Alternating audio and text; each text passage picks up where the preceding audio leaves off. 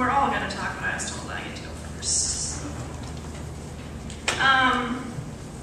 I want to start with some verses in 2 Corinthians, chapter 12, verses 9 and 10. It says, "But he said to me, my grace is sufficient for you. My power is made perfect in weakness. Therefore I will boast all the more gladly about my weakness, so that Christ's power may rest in me. That is why, for Christ's sake, I delight in weakness, in insults, in hardship, in persecution, in difficulties. For when I am weak, then I am strong." I didn't know there was going to be a showing up. That's kind of weird. Okay. I wanted to share those verses. They kind of go, they make me think of my story, but also this other story that means a lot to me. There's this guy, his name's Zach Smith. He has these videos that I watch all the time. And his videos are titled, "Cancer is the best thing that's ever happened to me." And that may sound weird to some of you, but in his videos he goes on to talk about how through cancer he has learned to value and appreciate life more, and that has made him a better father, a better husband, a better coworker, a better boss, a better lover of Jesus. And those are things that I feel like I can relate to. Sometimes when things are going good, we don't always notice or appreciate things in life. I know that I don't always. And then when things go bad, we have this tendency to just complain right away. We stub our toe and we complain for hours that our toe hurts. But I want to be like how I see Paul in this verse and how Zach Smith is in his story, and try to see the good in situations and try to see how I'm growing and learning through no matter what's going on. So some of the things that are good that have come out of me being as sick as I have been my whole life. The one that comes to mind right away for me is that my eyes are set on heaven. I know that this life is so temporary, and I know that my hope lies in heaven. And like, it's not that I'm just gonna get a new body or whatever. To me, like, I'm gonna go to heaven, I'm gonna see Jesus, and like getting a new body, that's like a plus. Which also means that I try not to take things for granted. Like, I try not to take my friends for granted. I try not to take a good day for granted, or even a bad day. Sometimes it gets me in trouble because I want to tell people what's on my mind. I want to tell people, like my friends, I want them to know how much I love them or how much they irritate me, because I just want to be very real and very open. Sometimes it gets me in trouble, but for the most part, my close friends appreciate that I am so real with them. It also means that I know where my strength comes from. Like Paul says, when I'm weak, then I am strong. I have a lot of bad days. I have a hard time getting out of bed in the morning, and I know that I would not be here if it weren't for Christ's strength in me. Like this morning, I was having a really bad morning. I did not sleep well at all last night, and I just was like, oh my gosh, I can't believe I feel bad today when I'm supposed to speak in church. This is not good. So if I were trying to do things on my own strength, I would not be standing here. The only reason I'm here is because of Christ's strength in me. Which also means, like Paul, that I don't boast in me. Like, yeah, I can joke and be like, I look so good today. But I know that the truth is that I can only boast in Christ. I can only boast in how good He is, and that my strength is in Him. And I know that He alone deserves the praise, because I really am nothing without Him. Like I said, I can't even really get out of bed in the morning. And then something else that all this has made me see, because I've been suffering my whole life, is that, and that I've said to people before, is that I know that if it weren't for me being sick, I would not have the relationship with Christ that I have. I would not be able to say that He is my best friend. because I wouldn't have any reason to rely on him. I wouldn't have any reason to say that I need him, that I want to be with him, because everything would be fine and dandy. And when things are that way, when things are fine, when I'm not forced to see the weakness in me, then I get full of myself and I get an attitude, like most of us. I'm just like, you can't tell me what to do. So being sick has definitely made me see that I really do need Christ, and I really do need a strong relationship with him. So that's what I got. I don't know. Okay, update, since she didn't really go into that. Abby was, for those of you who don't know, because I know a lot of you are new since we've started our journey for 20 years. Abby was 21 months old, a baby, when she got sick with what's called hemolytic uremic syndrome. It resulted in kidney failure. When she was 4, we were told she was going to have to proceed with the transplant. Told she would never get any better, and she did get better. She didn't have to have her transplant until she was 8. So she's lived a life not ever remembering a day of being healthy. I know that people will complain about their aches and pains. She doesn't know anything other than that. Her normal day is about, she might be awake 6 or 8 hours a whole day, or out of bed, I should say, 6 to 8 hours a whole day. So if you see her out, it's because that happens to be a time where she happens to feel good, but you don't see the other things that are going on with her, the constant pain that she is in. A lot of things are a result of kidney function being down. She's moody a lot. I don't think she's as moody as she thinks she is, but we kind of figure, well, when you don't feel good. Thing is, right now, when she went away to school to Arizona last year, and I know some of you guys know that, and this time of year is always exciting because kids are going away to school. Unfortunately, because of her health, she doesn't get that option this year.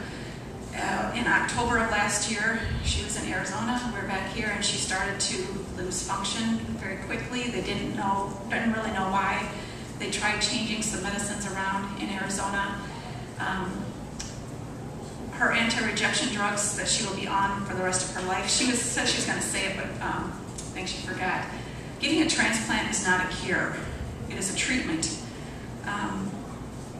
Just like when you take insulin for diabetes and you're on it the rest of your life, she will be dealing with this the rest of her life. If she lives long enough, she may have 3 or 4 transplants in her lifetime, if we can find donors and all that kind of stuff. So we have lived with that knowledge since she was that age.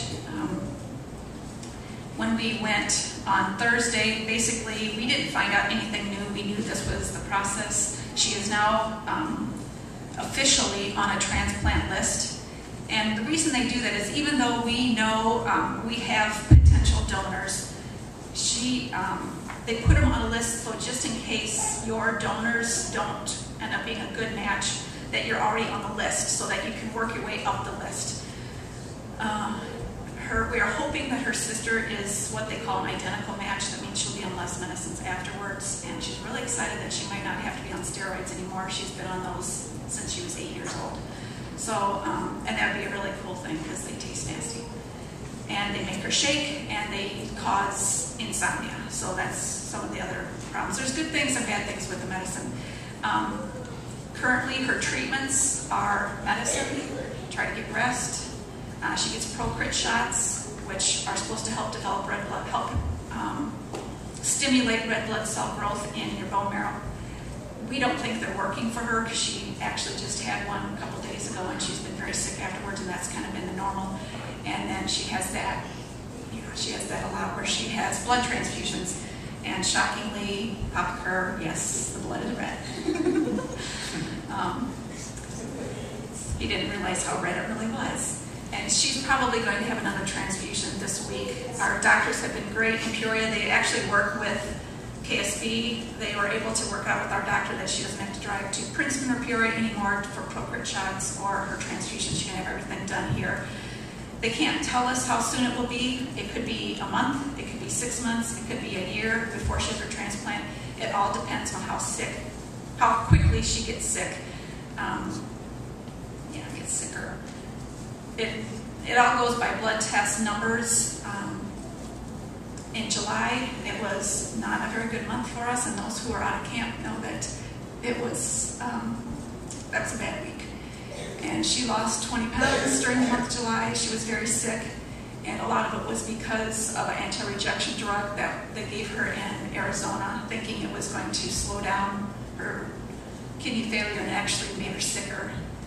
So thankfully they got her off of that, and she's improving sort of because of that, but she's still low enough where she's on the list. And a lot of people say things like, I'm so sorry you're going through this, or keep trusting God. And a lot of times we feel like, I don't know if you guys go through things, if you like those things, we struggle with those kind of comments because that's just empty words. We have been trusting God for 20 years.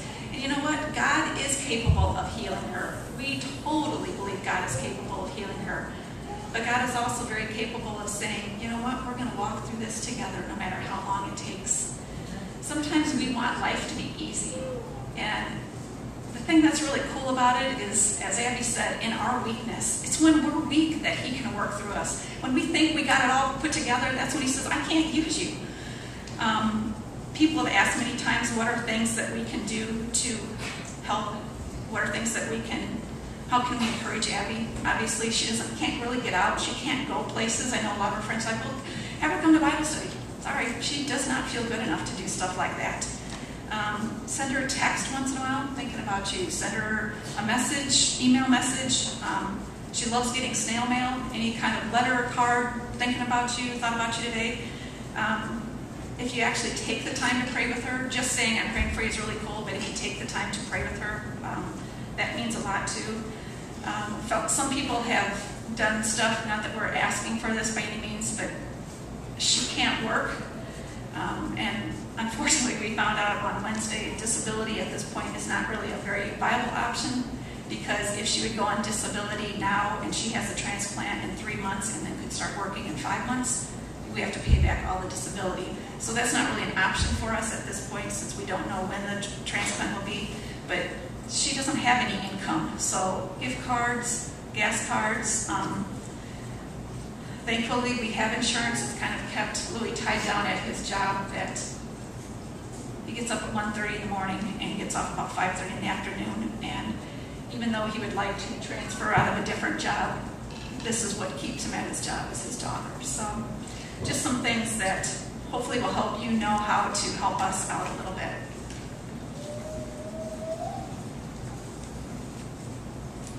We'll see if I can get through this.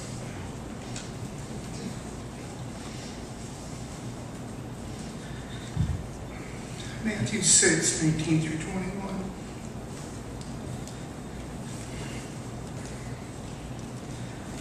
Do not store up for yourselves treasures on earth, where moth and rust destroy, and where thieves break in and steal. But store up for yourselves treasures in heaven, where neither moth nor rust destroys, where thieves do not break in to steal. For where your heart is, there your treasure, where your treasure is, there your heart is also. –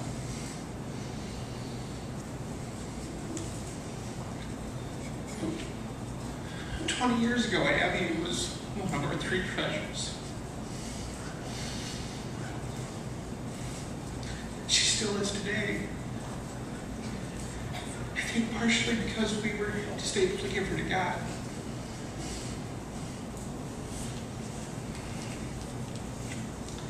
And I think that giving part of it is where we need to be. And I use these verses, although they're a physical thing, there's a spiritual implication for me. Because we don't know what the rust is to this day that caused Abby's sickness. But we do know because we gave her to God. And because I was able to give her a kidney, and many people have been able to give blood that Abby has been able to receive. And because God has given the medical profession their abilities, that Abby's alive. And because of God's grace. So I guess all I want to say is keep giving. And it's not about material giving. It's about being available and being led by God. Thanks.